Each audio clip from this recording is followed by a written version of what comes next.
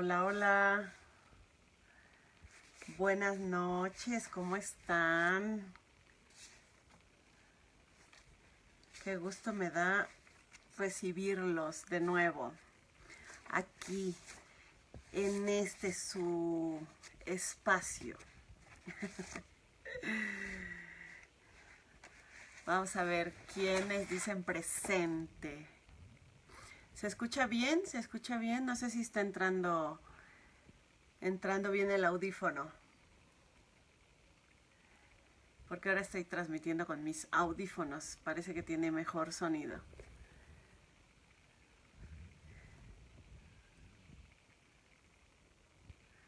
Voy en plan maestra, ahora sí, con mis lentes. Qué rápido se nos fue el año, dice nuestro amigo Miguel. Amore. Saludos. Miguel González, sí, se nos fue de volada el año, la verdad que sí. Bien que mal, ya estamos cerrando el año. Guizar Hernández, Salamu alaikum, warahmatullahi wabarakatuh. Saludos, maestro, un gusto verla. Saludos. Blanca Rosa Gómez, buenas noches. Débora Ivonchis, buenas noches, saludos desde Chiapas, saludos. Montesco presente, maestra. Hola, Lick, hace mucho que no la veía. La verdad, nos echamos un montón de tiempo. Yo todavía no me acostumbro a traer los lentes, la verdad. Quería hacerme la cirugía y resulta que tengo tan poquito graduación que corregir que me dicen que no, que tengo que estar todavía un poco más dañada.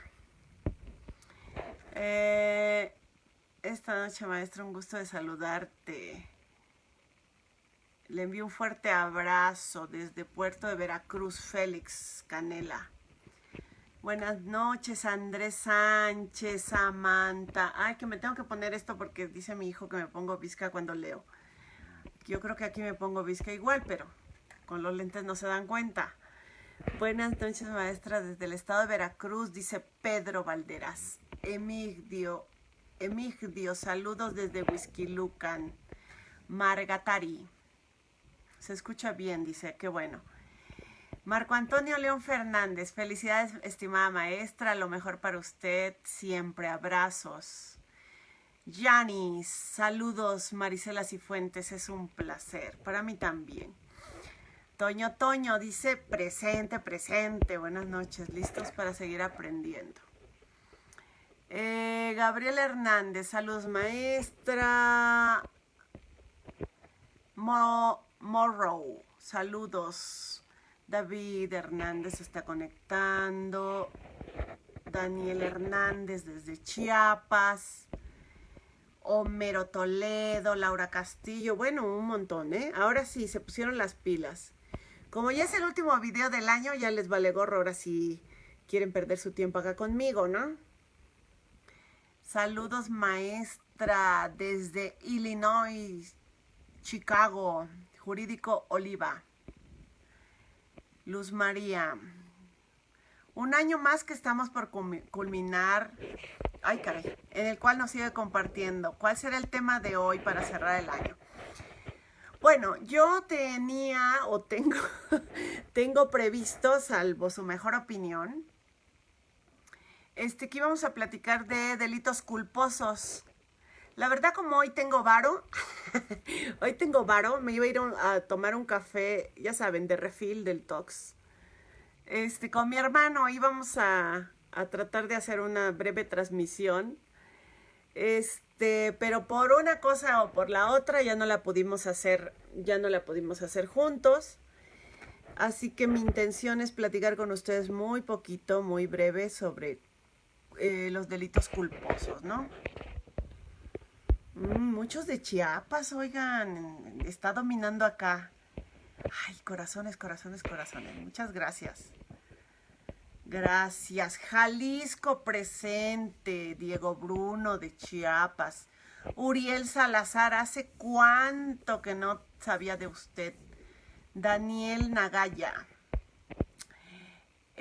Contre. Ay, mi amigo, querido amigo, qué bueno que estás por acá. Te vas a aburrir horrores porque esto es tema de abogados, pero bienvenido.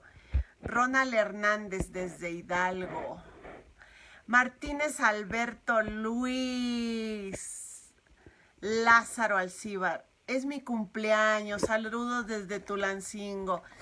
Lázaro, te voy a mandar un libro porque es tu cumpleaños. Claro. No empiecen todos con que es su cumpleaños porque entonces se me acumula el asunto y no voy a poder. Hola, hola, hola, hola, felices fiestas, Juan Carlos Hernández. Bueno, Ana Luisa Rivera, arriba Chiapas, dice Ivonchis. Pues qué bueno que están por acá. Al final hacemos los saludos y todo lo que ustedes quieran. Pero quería platicar con ustedes de este tema, un poquito de dogmática penal. La verdad es que no sé, hay tanto que se publica y tantas transmisiones ahora on direct, dijeran por ahí, tantas transmisiones en vivo que a mí me ha resultado como complicado entender si hay necesidad de que yo siga apareciendo por estos rumbos. Veo que transmiten y que hablan de todos los temas y que tocan, pues todas las materias, hablan de prueba, hablan de proceso penal, hablan de etapa de investigación, hablan de la práctica, y todos confundidos cada vez peor con tanto que ya tiene, que son líderes de opinión, entonces andamos perdidos todos, ¿no? Así que yo me aparezco por acá y y bueno, quise darle su espacio también a ustedes. Luis Guzmán, Miguel Luján, un abrazo, Miguel Luján, gracias por tus palabras. He recibido muchos mensajes, muchos de agradecimiento por lo que yo he podido aportarles a través de mis transmisiones, a través de las publicaciones que hago. Algunas son de naturaleza personal, otras tienen que ver con mi visión del proceso penal y espero haber sido de utilidad este año, este año que está a punto de terminar. Bueno, hoy en la mañana alguien me hizo una pregunta, un colega y amigo me hacía una pregunta, que tenía que ver con un argumento que estaba planteando para señalar que el imputado tal vez no había intervenido en un determinado hecho o que el imputado no había estado presente en el lugar y pretendían tal vez utilizar el término ausencia de conducta, ¿no? Que hay ausencia de conducta del imputado. Si lo vemos desde la perspectiva de la dogmática o la teoría del delito, la ausencia de conducta tiene unas características muy particulares. Y desde aquí quiero ir enfocando el tema que les traigo a continuación. Cuando analizamos un caso penal desde la perspectiva de la teoría del delito, tal y como yo la entiendo y la entienden muchos de mis colegas académicos, la teoría del delito la tenemos que visualizar desde 4 elementos, ¿no?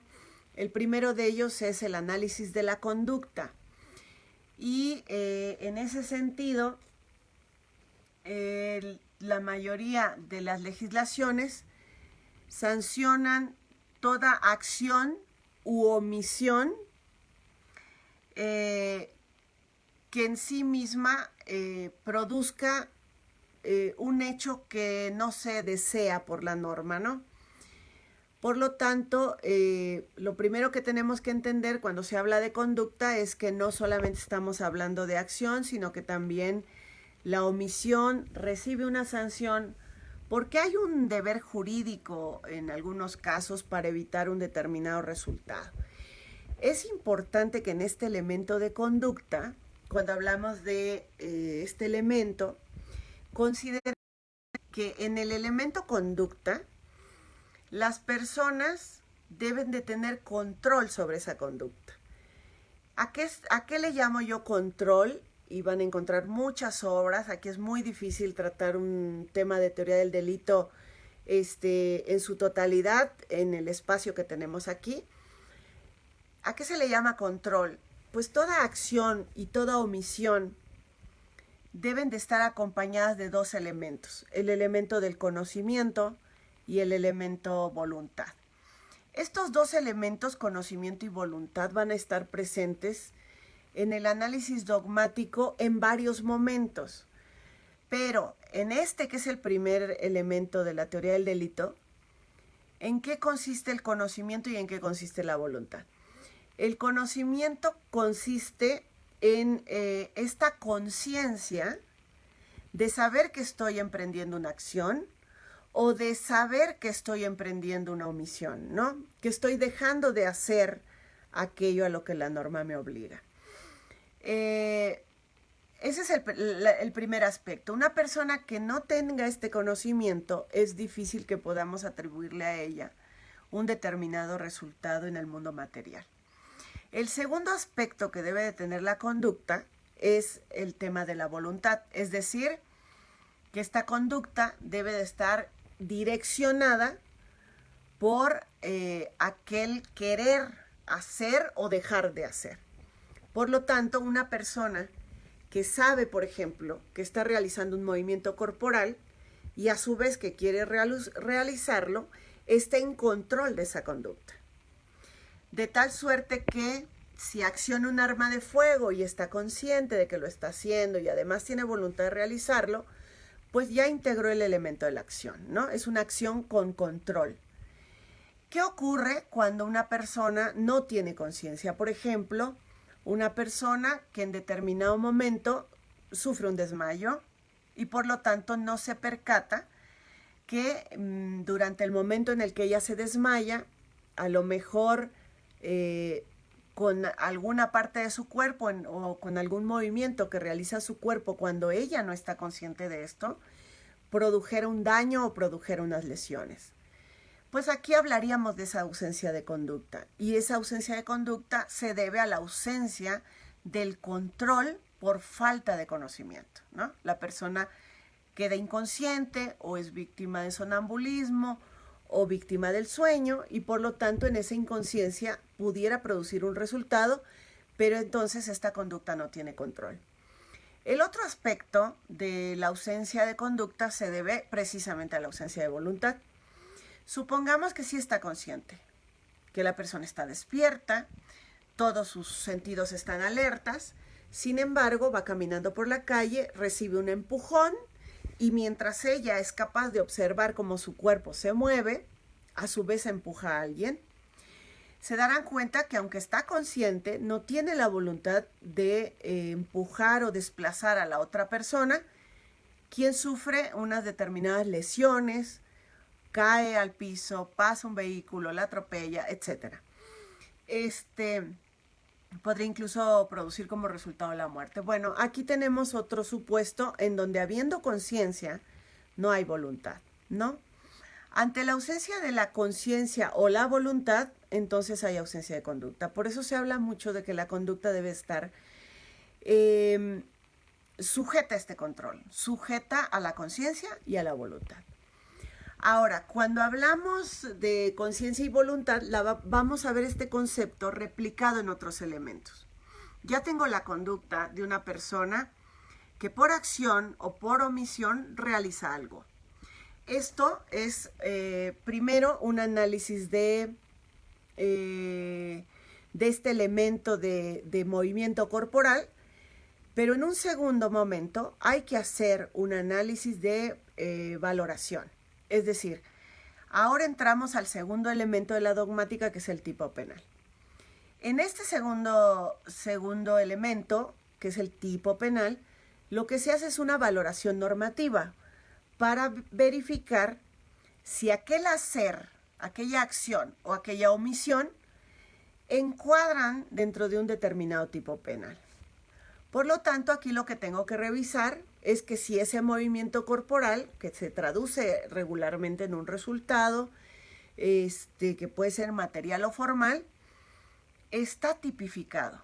Y si encuentro un tipo penal que responda a esa acción o a esa omisión, entonces yo ya puedo hacer una valoración normativa y señalar que aquella conducta constituye el tipo penal fulano de tal. Vamos a suponer que la conducta consistente en tirar del arma de fuego en 2 ocasiones estuviera produciendo un resultado, que podrían ser las lesiones o la muerte. Bueno, en un primer término yo evalúo si la persona estaba consciente y tenía voluntad para realizar estos disparos. En segundo momento, una vez que identifico la acción, voy a buscar una valoración normativa y me encuentro que hay un tipo penal que sanciona el homicidio o que sanciona las lesiones dependiendo del resultado que se produce. Ahora, fíjense bien que hay que analizar otro aspecto adicional, no solamente el desarrollo objetivo de la conducta que está tipificada. Hay un aspecto subjetivo que hay que analizar dentro de los tipos penales y esto tiene que ver con la intención. En un determinado momento, en nuestra historia dogmática, el dolo era entendido como el dolus malus, ¿no? Un dolo que implicaba que una persona sabía que estaba realizando un tipo penal y además sabía que estaba prohibido por la norma. Por lo tanto, esta figura del dolo estaba ubicada en un análisis, en un elemento distinto del tipo penal. Hoy en día se han separado estas cuestiones a partir de que lo que vamos a analizar es la intencionalidad de esa acción, ¿no? ¿Qué es lo que buscaba, qué quería o qué no quería realizar el autor? Y ahí es donde se hizo una diferencia, en el sentido de que se tuvo que estudiar primero estos 2 aspectos de conciencia y voluntad, pero dentro del ánimo de la persona. Es decir, qué intenciones tenía la persona y si sabía que estaba realizando una determinada conducta que constituía un tipo penal. Y más adelante se hace un análisis donde se sabe si esta persona sabe si su accionar está prohibido. Esto lo vamos a ver a continuación. En el elemento del dolo, que está ahora inmerso en el tipo penal, lo que analizamos es conciencia y voluntad, pero es una conciencia distinta a la que yo les venía comentando de la acción. En el elemento dolo, lo que el sujeto debe de estar consciente o debe de saber es si está desarrollando el elemento objetivo. Es decir, si el tipo penal describe privar de la vida, entonces lo que debe de saber el sujeto es que si con esa conducta está privando de la vida, él lo sabe. Si él lo sabe, entonces ya tiene la conciencia que se requiere para el dolo. Y el segundo elemento es el análisis de la voluntad. Si tiene voluntad, será dolo, en este sentido de querer o aceptar realizar esta conducta. Y si no lo tiene, entonces yo me encuentro ante la posibilidad de que el sujeto haya actuado bajo una figura denominada culpa. En la culpa, que la mayoría la relaciona estrictamente con la negligencia, no hay voluntad del sujeto para producir ese resultado, porque en la mayoría de los casos lo que ocurre es que si no se trata de dolo, entonces el sujeto no quiere el resultado, sin embargo, se produce a veces aún habiéndolo previsto. Y estos son los delitos de tipo culposos. Veamos. En un delito de dolo, el sujeto sabe que está realizando la figura típica, por ejemplo, sabe que está lesionando a alguien y quiere hacerlo. Y en el caso de la culpa, el sujeto posiblemente podría haber previsto que podía lesionar a alguien, sin embargo, no tiene esa voluntad. De ahí que se hizo una distinción entre el dolo como intención de lesionar, de privar de la vida, de defraudar, de los delitos culposos que son, en muchos de los casos, delitos cometidos bajo una condición de negligencia, ¿no? A mí me parece muy interesante lo que la doctrina dice sobre la culpa en cuanto a que regularmente en culpa hace una distinción entre la culpa con representación y la culpa sin representación. La culpa es la posibilidad de haber previsto el hecho o de que la generalidad de la sociedad pudiéramos prever como posible ese resultado y que el sujeto se comporte con cierto nivel de descuido, con cierto nivel de negligencia, con cierto nivel de imprudencia, o por haber violado una norma que en todo caso le atribuía un deber de cuidado. Entonces, es muy común, les decía, que en el tema de culpa se relacione solamente con un tema de negligencia, cuando en realidad no es el único aspecto de la culpa. En la culpa con representación, el resultado típico se produce cuando el sujeto prevé, dice la mayoría de la doctrina, prevé aunque confía que no se producirá, ¿no? Él ve como posible la realización del resultado. Esta es una teoría llamada teoría de las posibilidades o de las probabilidades.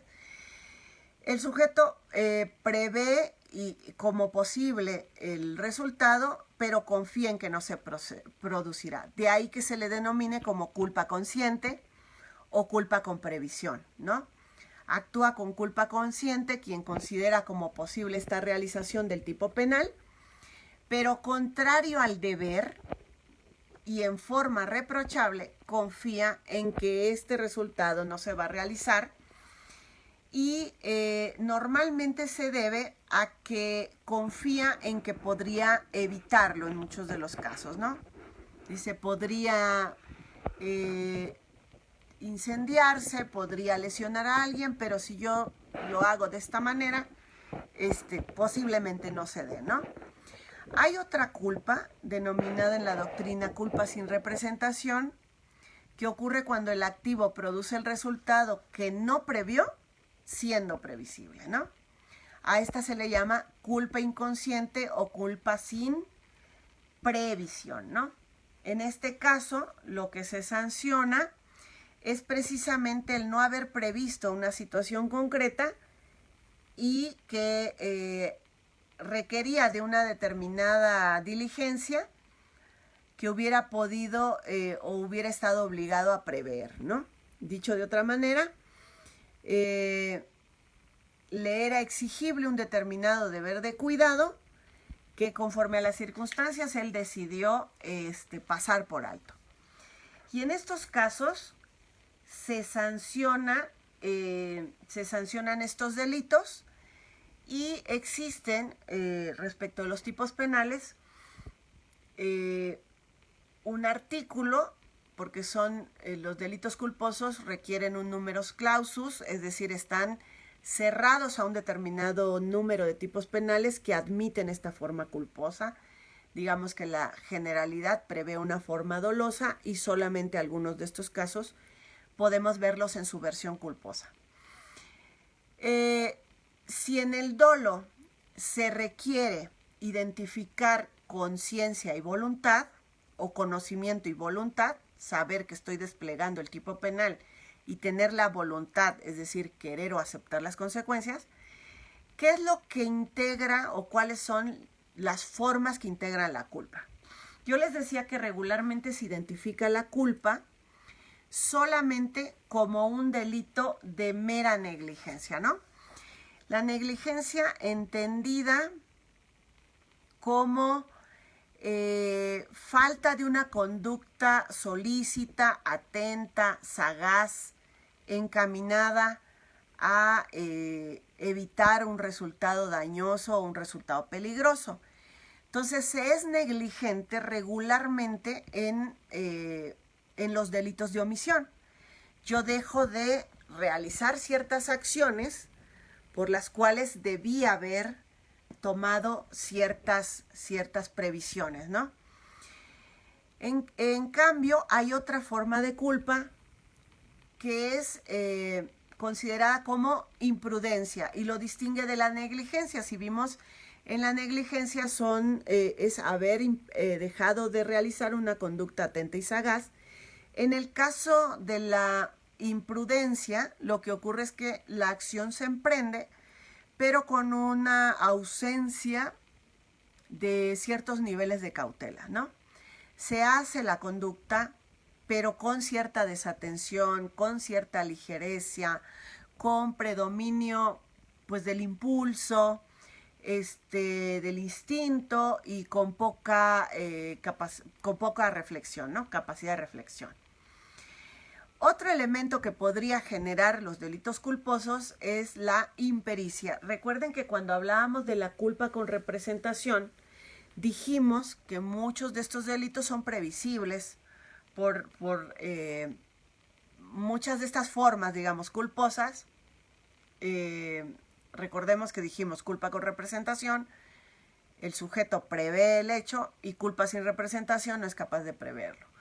En los que el sujeto los prevé, culpa consciente o culpa con representación, habíamos mencionado que el sujeto cuando prevé como posible el hecho no desea que ocurra y se estima que no desea que ocurra porque incluso confía en ciertas habilidades que tiene él para que este hecho no se realice, ¿no? Incluso hay una tesis que pueden ustedes consultar que distingue dolo eventual con culpa consciente precisamente por esa característica. En el dolo eventual, yo distinguiría el dolo eventual como el llamado ya ni modos, ¿no?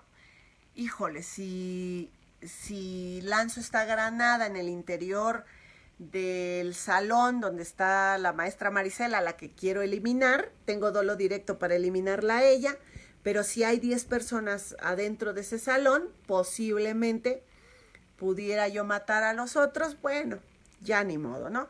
Eso sería un poco la filosofía del dolo eventual.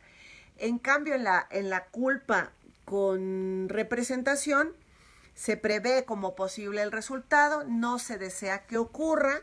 Entonces yo tengo una frase para distinguir la culpa consciente o culpa con representación con la frase del Dios no lo quiera, porque no hay verdaderamente una voluntad encaminada a producir ese daño, sino que no se desea ese resultado, se confía en que no va a ocurrir y en la culpa con representación regularmente confiamos en que dadas las circunstancias ese hecho no pase, ¿no? O ese resultado no ocurra.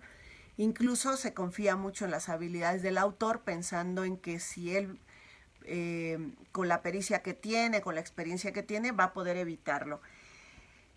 Cuando hay impericia, entonces también estamos hablando de un elemento de culpa,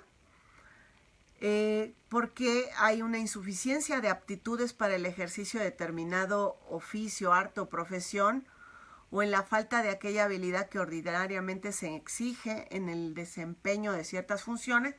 También sería una más de las formas de la culpa, precisamente porque se confía en ciertas habilidades para salir de bien liberado y resulta que no se tienen todas ellas. Otra forma de culpa es a través de violaciones de normas legales. Regularmente hay que aclarar que las normas establecen un deber de comportarte o conducirse en determinado sentido y muchas veces ocurre que el sujeto se sale de la norma legal, deja de acatarla, puede ser esta la razón por la cual se constituye un determinado tipo penal, sin que precisamente se pudiera haber previsto, se pudiera haber producido o no el resultado, ¿no? Lo que se sanciona aquí es precisamente el haber dejado de actuar o haber fallado a ese deber de actuar que la norma le imponía a una persona. Y esto puede ser incluso una mera inobservancia de reglamentos. Y hay otro elemento de la culpa que se denomina falta de reflexión y de cuidado, que en la falta de reflexión y de cuidado un sujeto actúa sin tener el tiempo de reflexión, sin tomar las previsiones o precauciones, y derivado de esta desatención, de esta actuación desaliñada, pues se pueden ofender determinados bienes jurídicos, ¿no? En esta ligereza del sujeto, la falta de cuidado, la falta de cautela, como ya habíamos comentado antes, es como se producen los delitos de tipo culposo. Alguien me había comentado hace no mucho que no existía la culpa en la omisión. Sí se puede dar la culpa en la omisión culposa. Y otro aspecto que también quería comentarles es que una vez que integramos el tipo penal, se hace el análisis de antijuricidad para saber si esta conducta se realizó de forma antijurídica. Y finalmente entramos a un estudio de un cuarto elemento que se llama culpabilidad. Distingamos la culpa de la culpabilidad. La culpa como elemento subjetivo, que es precisamente que hemos estado comentando, en donde la persona actúa con cierta desatención, previendo como posible o simplemente dejando de prever,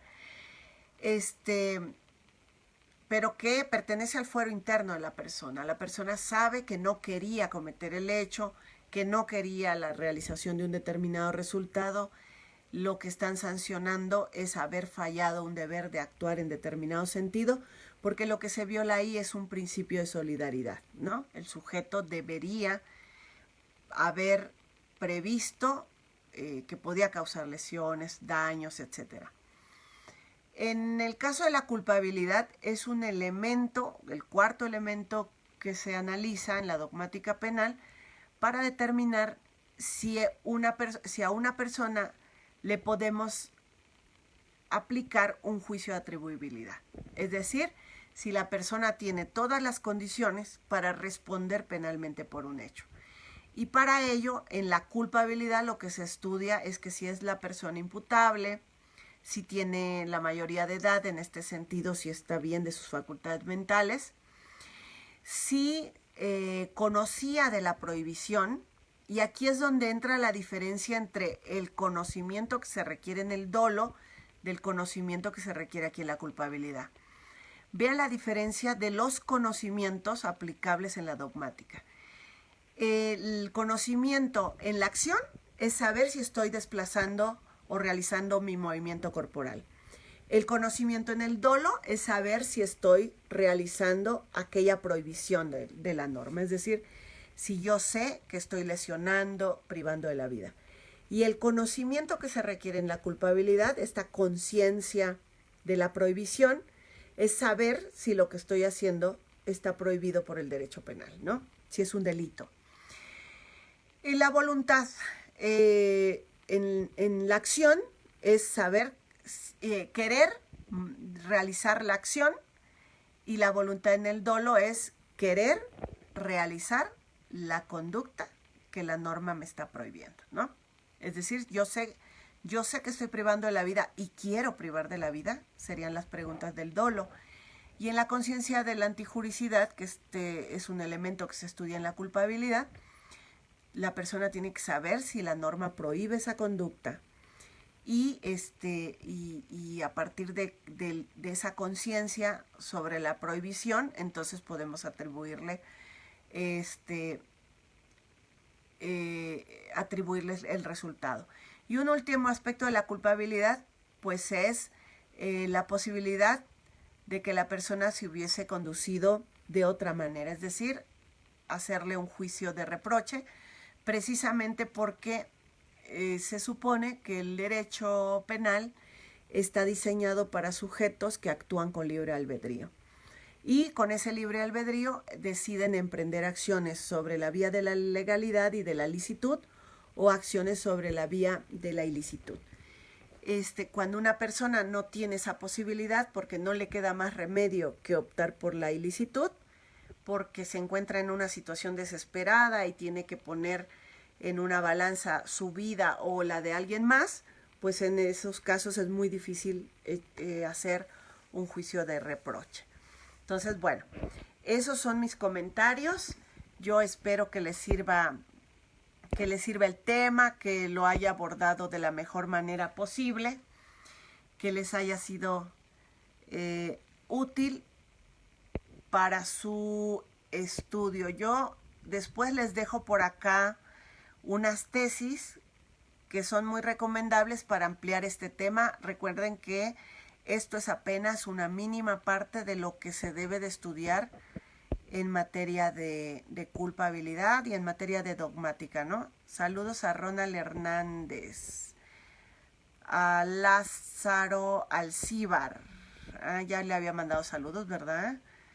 A Pablo Tamayo, Miguel González de Coahuila, desde Toluca, René Ued, Mari Carmen, a C.R. Eduardo de Michoacán, felices fiestas, fuerte abrazo. A mi amiga Ana Luisa Rivera, que es mi amiga de toda la vida, de la universidad. Carlos Encinas, es mi cumple también. Mentira, los que sea su cumpleaños de verdad, que me manden copia de su INE. Miriam Rosado, Serapio desde Veracruz, Miriam de Yucatán. Amílcar Beida, saludos, gracias por compartir su conocimiento. Félix, excelente exposición, medio le diré.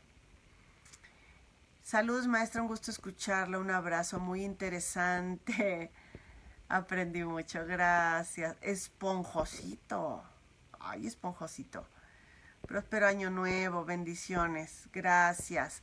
Arturo Rubio, maestra, ya levántenos el castigo, lo estamos esperando en La Paz. Yo encantada de ir a La Paz. Primero Dios el próximo año, dejen que me recupere de estas fiestas. Y con todo gusto estaré por allá. Benjamín Sánchez Medina, saludos desde Campeche, Unacar. Saludos.